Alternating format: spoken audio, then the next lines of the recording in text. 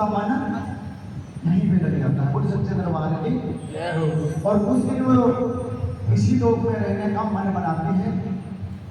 दोनों बहनों ने जब व्रत लिया तो बड़ी बहन ने छोटी बहन को भेजा कि जाओ आज हमारे एकादशी का व्रत है, थोड़ा फलाहारी ले आओ।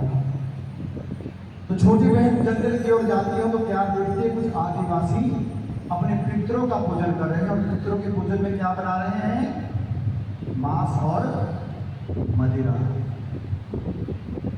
अब देखिए जैसा श्राद्ध होता ना वो जम जाता है इंसान, तो उन्हीं के बीच उस मांस को भी खा लेती है और थोड़ा सा मदिरा भी लगा देती है। लेकिन जब पहुंचती है अपने बड़ी बहन के पास और बड़ी बहन को देखकर उसकी आंखों में आंसू आ जाते हैं कि बहना देखो, सच कहते हैं, पहले सच बोलते थे, सत्यों की बात है कि मैंने तो मांसाहार कर लिया और मुझे क्षमा करे, थोड़ा सा फल आपके लिए भी डाली कि मांसाहार की बच्ची, तूने अपना व्रत भ्रष्ट किया और साथ में तू मेरा भी व्रत भ्रष्ट करने चली थी। जा, मैं तुझे श्राप देती हूँ कि अगला जन्म जो है तो क्या होता है, नीच कुल में होता है। बोल सच्चे दरबार की, बोली साचे दरबार की।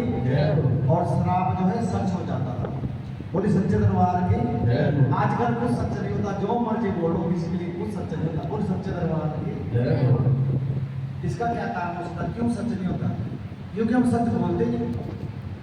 दिन में 50 बातें बोलेंगे तो एक बनी होगी, एक आती होगी सच, बाकी सब तुम्हारा कहाँ से फल फलित होगा। बोली सच्चे दरबार की, बोली साचे दरबार की। तो भक्तों, दूसरे जन्म में नीच कुल में नहीं जाती, कहाँ जाती है, थोड़ी सी कथा गलत हो गई थी, छिपकली की योनि में जाती है। कहाँ जाती है, छिपकली। यहाँ इनाम में प्रसन्न किए जाएंगे, हमारे प्रधान जी आपको इनाम देते हैं। पुलिस सच्चे दरबार की। और अगर कोई यहाँ पर आंखें बंद करेगा तो ऐसे सुना के ध्यान लगाया, सब मत सोचना कि सो रहा है। पुलिस सच्चे दरबार की, पुलिस सच्चे दरबार की। तो भक्तों, दूसरे जन्म में छिपकली योनि में जाता है। लेकिन उसका जन्म कहाँ होता है, गुरु गोरखनाथ जी का नाम सुना किसी ने? आप सबने सुना होगा। गुरु गोरखनाथ जी किसके शिष्य हैं? गुरु दत्तात्रेय। किसके हैं? गुरु दत्तात्रेय। हाँ। और गुरु गोरखनाथ के चेले कौन हैं? और इस सच्चे दरबार को के बहुत सारे चेले, लेकिन एक चेले गोगा जी महाराज के सच्चे दरबार के। लेकिन गोरखनाथ जी किसे कहते थे? गौ रख नाथ, जरा शब्दों को समझना। गौ रख नाथ, यानी कि गौओं को रखने वाले को नाथ कहा जाता था। आजकल है किसी घर में गाय? जरा आप सबके घर में वही माना जाएगा। बोली सच्चे दरबार की। बहुत अच्छी बात है। चार भक्ति देवक है नाम होता है। गाय आज कहाँ है, सड़कों पे ज्यादा है और घर में अमन है। अब हम इस प्राण को त्यागेंगे तो क्या हम अगले जन्म में भी ऋषि बनेंगे? एक बड़ी सोचने वाली बात है। आज हम लोगों को बाहर छोड़ रहे हैं तो अगली योनि में हमारा क्या हाल होने वाला है कि हम खुद अपने से प्रसन्न कर सकते हैं। कोई सच्चे दरबार की। अच्छा, थोड़ी सी कथा और तोड़ दूं। हमारे आराध्य देव है भगवान श्री कृष्ण जी। कौन है? श्री कृष्ण है ना, भगवान श्री कृष्ण जी अवतार में। अब जैसे परिवार वाले की पूजा कौन है? माता सीता। और इष्ट कौन है? बाबा, है ना। तो किसी को पता है कि श्री कृष्ण के मंदिर वृंदावन जाते हैं, खाटू श्याम जाते हैं, उनके इष्ट कौन है? चलो शिव, इन्होंने कहा पता है उन्होंने इष्ट किसको माना था? आज के बाद याद रखना सबने। गौ माता को किसको माना था? गौ माता। हाँ, और इसके इष्ट कौन है? गौ माता। गौ माता के लिए उन्होंने क्या किया था? एक उंगली पे गोवर्धन पर्वत उठा दिया था। बोल सच्चे दरबार की। लेकिन आजकल गाय, अब देखिए यहाँ तो हमने शायद आपसे नहीं मांगा, हमने क्षमा प्रार्थी है। लेकिन जब भी कोई भागवत होता है, कथा होती है, जागरण होता है, तो वहाँ पंचगव्य भी रखा जाता है। जानते हैं पंचगव्य? यहाँ शायद नहीं है। और पंचगव्य पता क्यों रखा जाता है? हमारे आराध्य देव कौन है? श्री कृष्ण भगवान। उनकी इष्ट कौन है? गौ माता। जब हम इस शरीर को छोड़कर जाएंगे तो हमें वैतरणी नदी कौन पार कराएगी? गौ माता करवाएगी ना। अच्छा, तो यहाँ पर जाकर हम उसकी गवाही कौन देगा? आप सभी बहन में से कोई है कि वहाँ पूछेगा कोई जाकर कि हम आज यहाँ इस घर में चोर में जाकर हुआ था, हमारी गवाही चल पड़ेगी? हम तो सुबह उठ के झूठ बोलते हैं। इसकी गवाही कौन देगा? गौ माता। इसलिए उसका अंश यहाँ पर रखा जाता है। इसलिए जहाँ भी पूजा बलि होता है उसमें जो हम उसकी गवाही कौन देता है? गौ माता। जो गौ माता में 33 कोटि देवी देवताओं का वास है। बोल सच्चे दरबार की। इसलिए कहते हैं सूत्री गिरी भी होता है और हमारी हाजिरी भी गौ माता ही लगाती है। बोली सच्चे दरबार की। एक बार फिर दोनों हाथ ऊपर करके जोर से हंस रहे। देखो किसी का चेहरा जो है मायूस नहीं होना चाहिए दरबार में।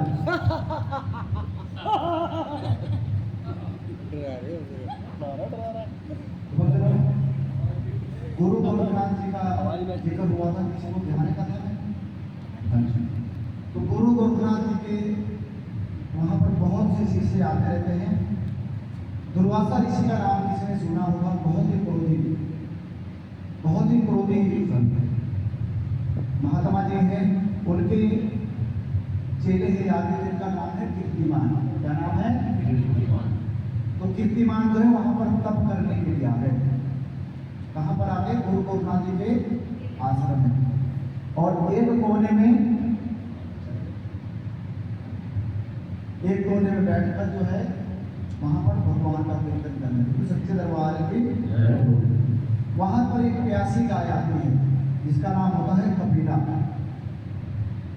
जब कबीरा नाम की प्यासी गाय वहां पर पहुंची तो उसने देखा कि इधर उधर कहीं भी जल नहीं है। करमंडल में कीर्तिमान ने जल रखा था, उसी को उसने मुंह डाल दिया। अब वो उसके वो करमंडल उसके मुंह में फंस गया, जिससे छींटे जो है कीर्तिमान पर भी पड़ गए। अब बजाय इसकी कि वो उसे और क्रोध आ गया, उसने डंडा उठाया और उस कबीरा नाम की गाय को जोर से डंडे से मारने लगा। इसका ध्यान होगा गुरु गोरखनाथ जी का। उसने कहा कि लोग प्यासों के लिए प्याऊ बनवाते हैं, तो इस प्यासी गाय को मारा है।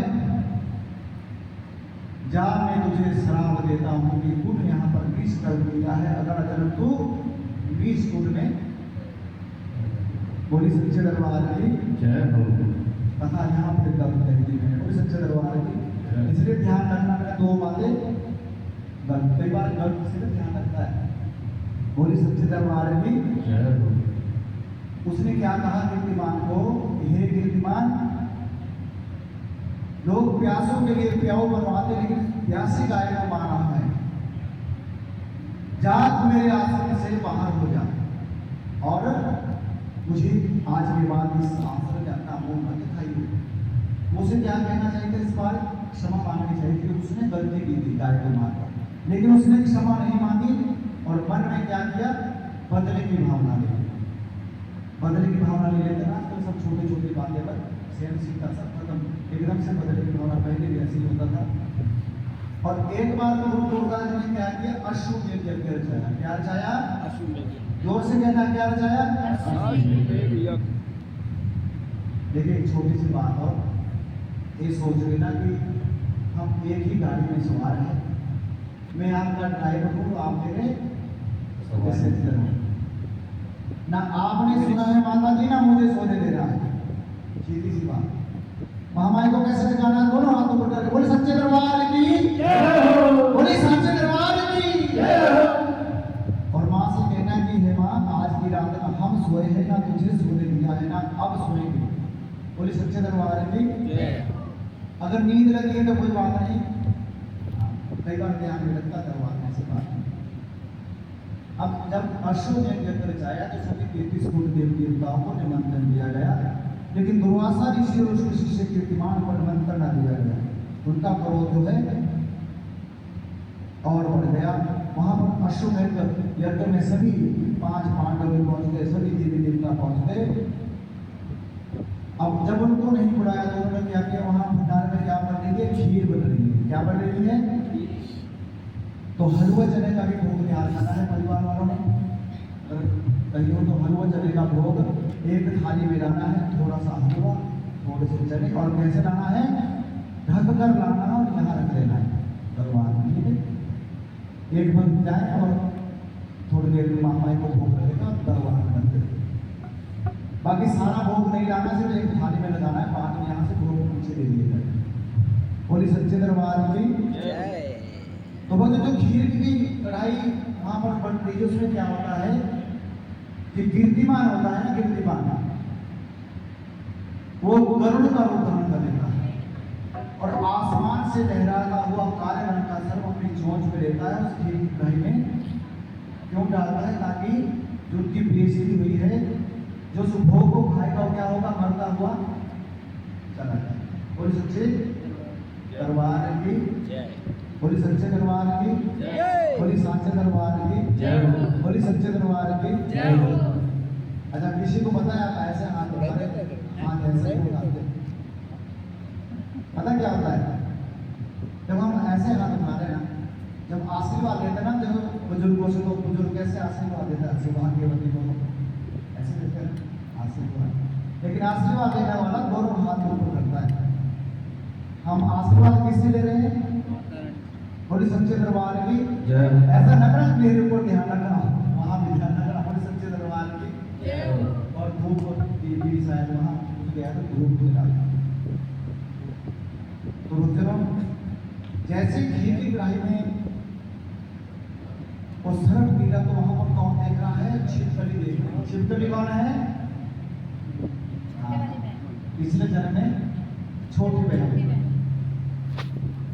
छोटी बहन पिछले जन्म की, अगले जन्म में छिपकली खड़ी और सोच रही है कि मेरा जीवन तो ऐसे भी बेकार है, क्यों मैं इस जन्म में ऐसे कर्म कर जाऊं जिससे कम से कम मेरा अगला जन्म को सुंदर। सबकी जान बचाने के लिए उसने खीर की कढ़ाई में रसोइयों के सामने जान दे दी, और जैसे उसे देखा, आसपास जो अच्छा करता है उसे उसके पीछे छाता बहुत पड़ जाता है।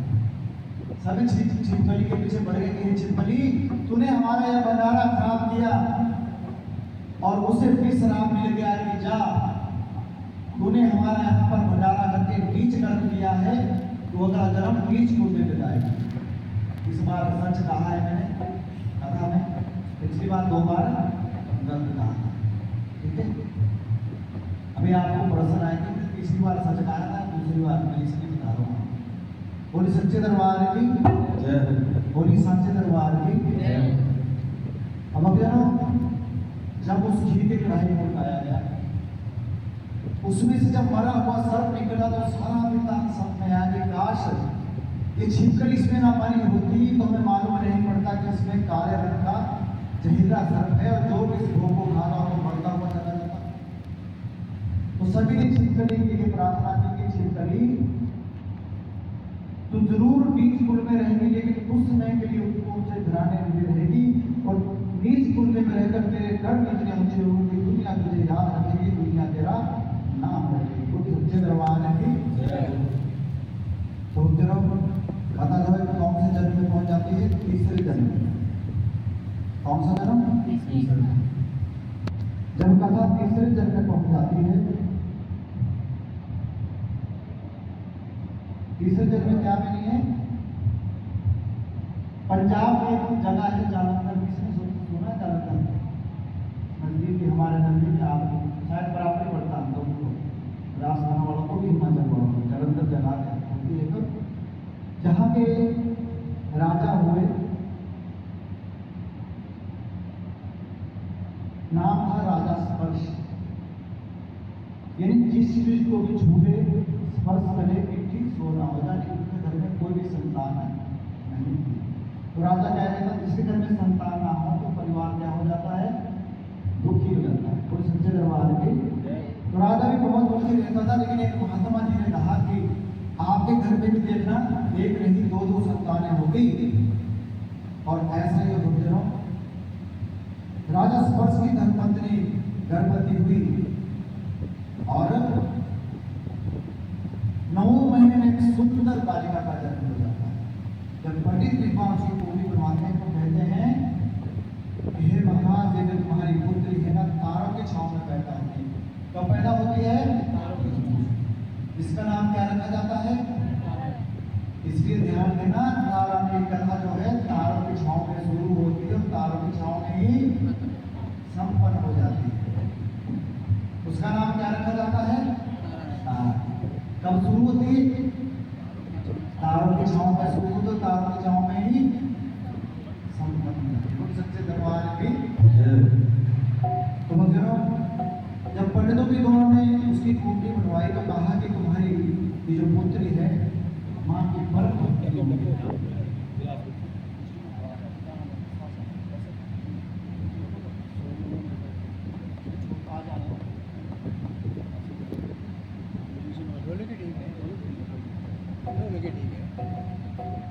बोली सच्चे दरबार की, बोली सांचे दरबार की।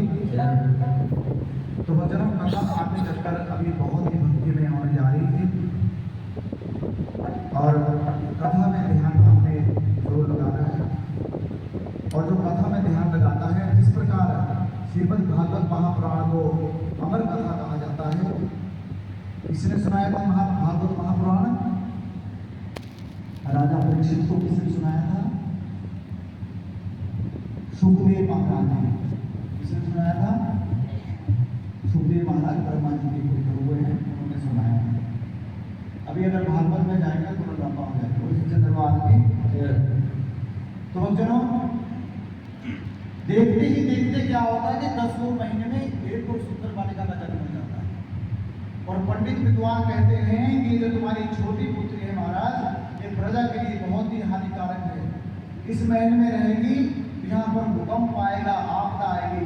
राजा जब उपाय पूछने लगे तो पंडितों विद्वान ने उपाय बताया कि महाराज ऐसा करो, एक लकड़ी का संदूक बनवाओ, उसमें जितना इस रूपवान कन्या की शादी विवाह में पढ़ाई में खर्च आए, इस संदूक में धन जड़ दो और उसे नदी में, इस संदूक में रखकर कन्या को नदी में प्रवाहित करो।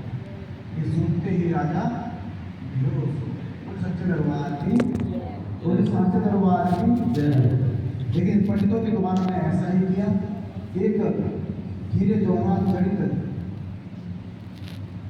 संदूक में उस रूपवान कन्या को पानी में बहा दिया जाता है, गंगा नदी में बहा दिया जाता है। बोली गंगा मैया की, बोली सच्चे दरबार की। जिसकी हाजिरी लगती दरबार में, गंगा मैया। बोली गंगा मैया की, तो बोली गंगा मैया की। तो गंगा मैया का नाम जपने से ना हमारे चेहरे में रौनक आ जाती है। गंगा मैया को ऐसा बरसाने से हर हर करके बोलते हैं ना, तो ऐसा लगता है कि हमारा स्नान भी साथ में हो गया नाम से। हर हर हर हर, दोनों हाथ ऊपर करके हंसना सभी ले।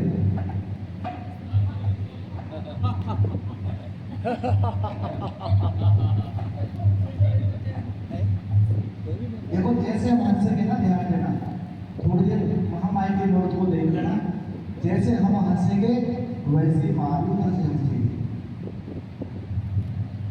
लेकिन कैसे हंसना? भाव से, श्रद्धापूर्ण और जोर से दिखाना हंसना। सच्चे दरबार की। जितना आप हंसेंगे ना अच्छी तरह उतनी ही माँ, और आपको ऐसा लगेगा कि माँ हम ही देख रही है। हम इतने बैठे हैं ना, इसको मूर्ति ने ऐसा बनाया है कि ऐसा लगे कि माँ मुझे देख रही है। सच्चे दरबार की। इसलिए माँ की नजर हम सब पे है। ऐसा मत सोचना कि माँ किसी को देख नहीं रही। बोले सच्चे दरबार की। बोले सच्चे दरबार की।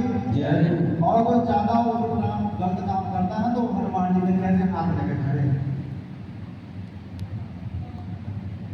बोली सच्चे दरबार की। और भैरव बाबा सबको आशीर्वाद दें। सच्चे दरबार की। तो बच्चों, आइए कथा में वापस लौटे। आज की कथा कहाँ पहुंची थी?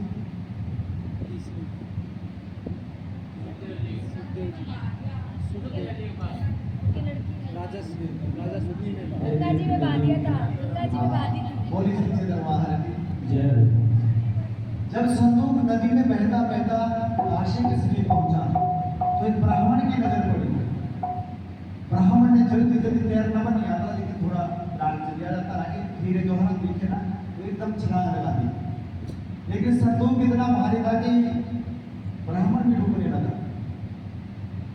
और ब्राह्मण क्या कहने लगा, बचाओ बचाओ बचाओ की आवाज करने लगा। उसकी आवाज एक हरिजन ने सुन ली, उसने भी नदी में छलांग लगाई और दोनों ने संदूक को भी बाहर निकाला। अब देखो जब दोनों बाहर आ गए तो फिर उस संदूक के लिए लड़ने चलने लगे कि संदूक पहले मैंने देखा है, धन मेरा है।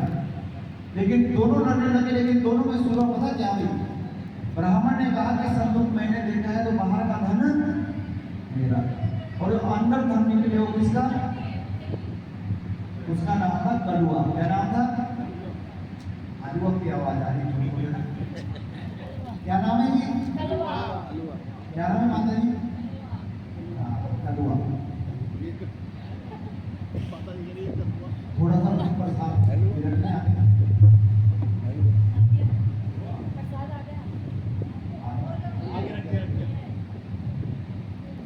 तो बच्चों उसका नाम कलुआ नहीं था। बोली सच्चे दरबार की, बोली सच्चे दरबार की। कितने सवाल मत होंगे? बोली सच्चे दरबार की, बोली सच्चे दरबार की। अब देखिए बाहर का धन ब्राह्मण जी ले गए, संदूक को उठाया। हरिजन ने क्या किया, अपने धर्मपत्नी के पास ले गया। बहुत गरीब थे लेकिन महामाई के बहुत बड़े भक्त थे। उन्होंने जैसे संदूक को, उन्होंने सोचा कि बहुत सारे हीरे जवाहरात मिलेंगे, लेकिन जब संदूक को खेला तो क्या देखते हैं? छोटी सी नन्ही सी प्यारी सी रूपवान कन्या उसमें हंस रही है, खेल रही है। बोले सच्चे दरबार की। इसलिए कहते हैं भक्तों, जाके राखे साइया मान सके ना कोई, बाल न मांगा कर सके चाहे, पत्ता उसके बगैर नहीं मिलता। लेकिन जब बारी आती है ना तो फिर बहाना कुछ भी लग जाता है। जब बारी आती है, अच्छा दोनों हाथ ऊपर करेंगे सभी। हाथ कैसे उठाया था खड़े करने? हाँ, और ऊपर। अच्छा ऐसे भक्त कौन कौन है जो ऊपर जाना चाहता है जल्दी? मतलब उसकी भक्ति में 4 साल रहना चाहते हैं। ऐसे बोलो ना, ये बोला करो। भेज देता ऊपर ही। अब खामा का भाई पड़ जाता मेरा। ऊपर सब जाएंगे, यहाँ कोई नहीं रहेगा, सबकी विदाई होगी। लेकिन जब ऊपर जाने की बात आती है ना, चाहे उस समय आप मंचे के नीचे घूमो, चाहे जहाँ मर्जी झुको, फिर ऊपर जाना। लेकिन ऊपर जाने से पहले प्रभु नाम का पोता हमने लगाना है, प्रभु के चरणों में लीन होना है। बोली सच्चे दरबार की, बोली सच्चे दरबार की।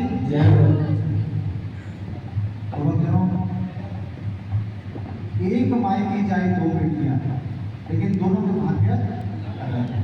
जैसे हाथों की 5 उंगलियां एक बराबर नहीं होती, उसी प्रकार भाइयों के भाग्य भी।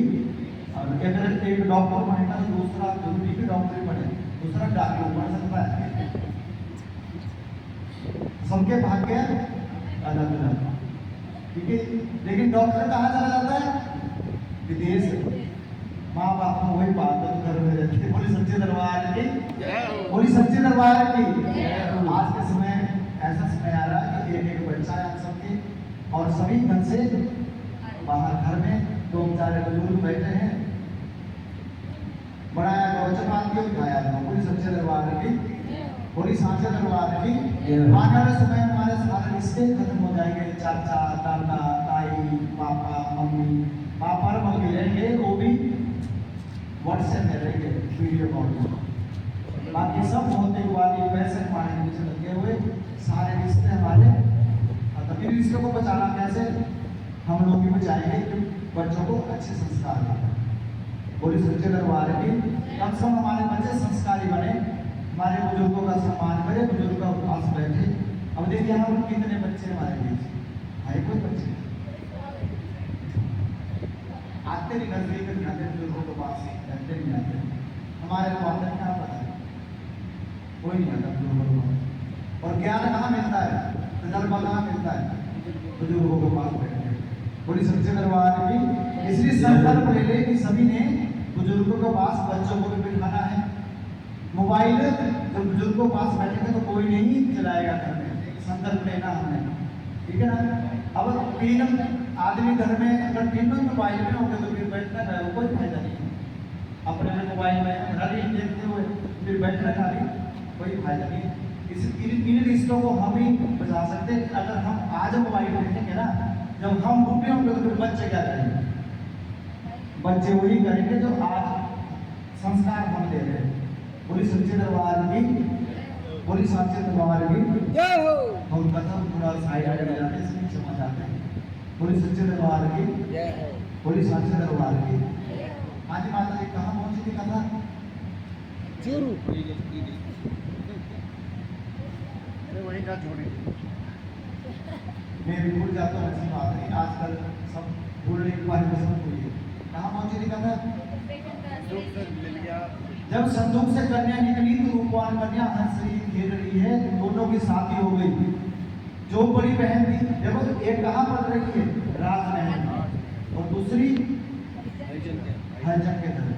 लेकिन दोनों के भाग्य भी, लेकिन दोनों के भाग्य अलग अलग बेशक है, लेकिन दोनों इस जन्म में भी महामाई की परम भक्तनी है।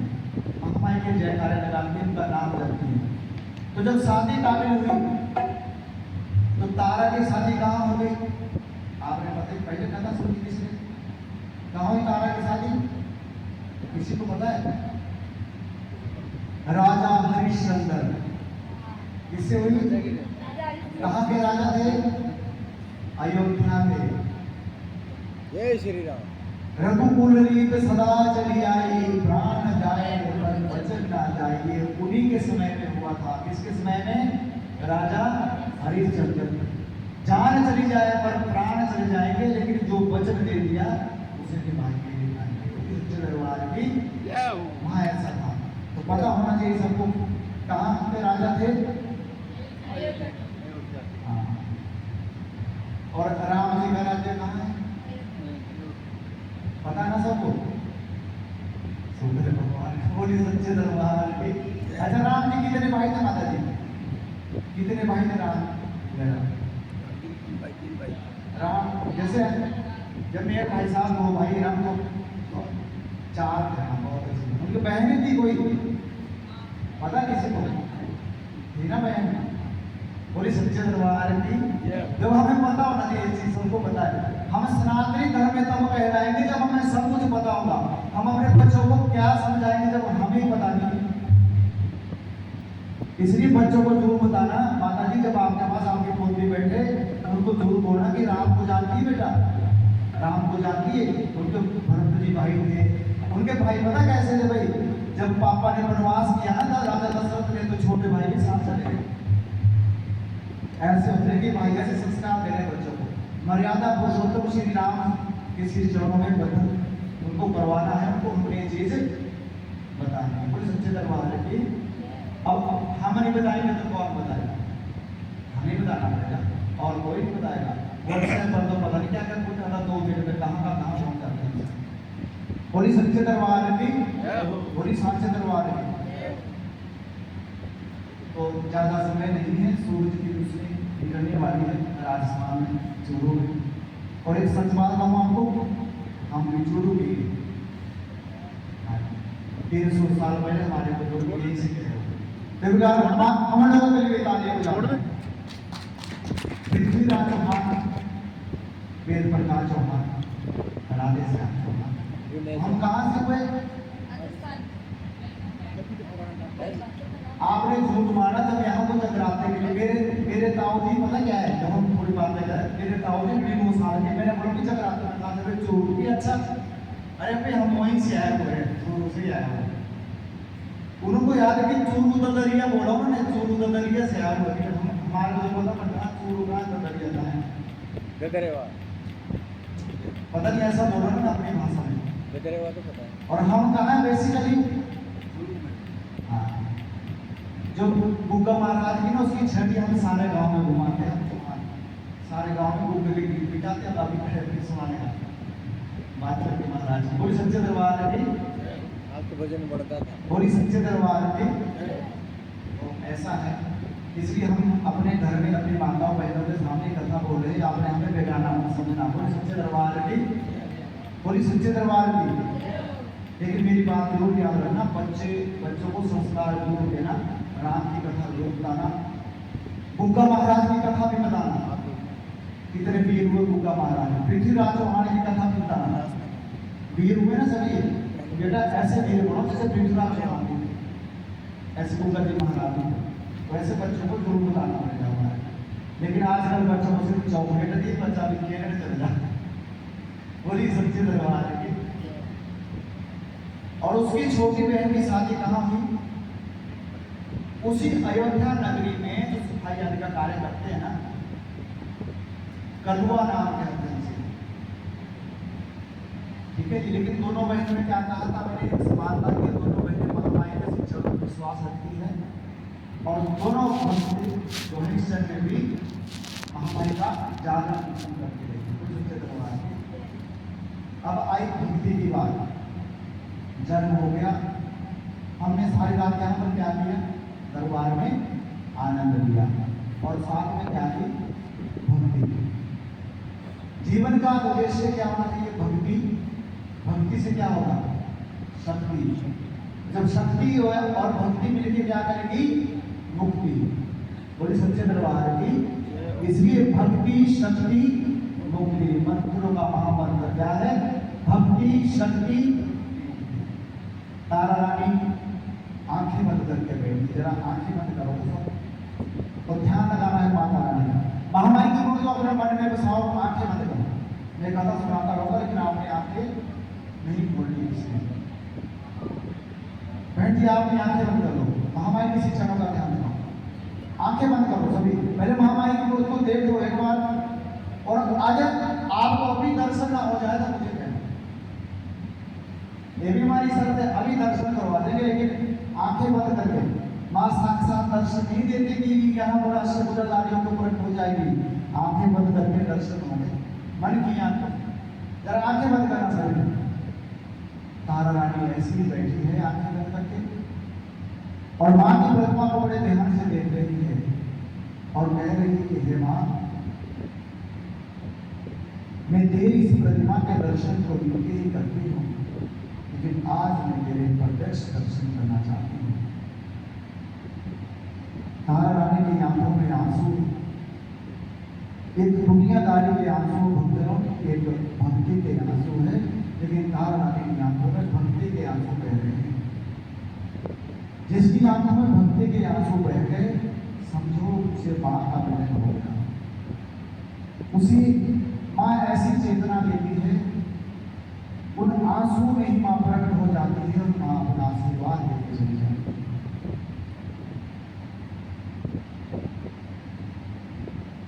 माँ इतनी दयालु है, भक्तों की बात सुनती है। तारा जो माँ की भक्ति में लीन है, जिसकी आंखों में आंसू बह रहे हैं भक्ति के, और मन में सोचा है कि हे माँ, आज अष्टमी का दिन है लेकिन आज मैं व्रत नहीं तोड़ूंगी। 8 दिन हो गए तारा रानी को, उसने अन्न का एक दाना नहीं लिया है, पानी पिएगी आज, लेकिन जल ग्रहण तब करेगी जब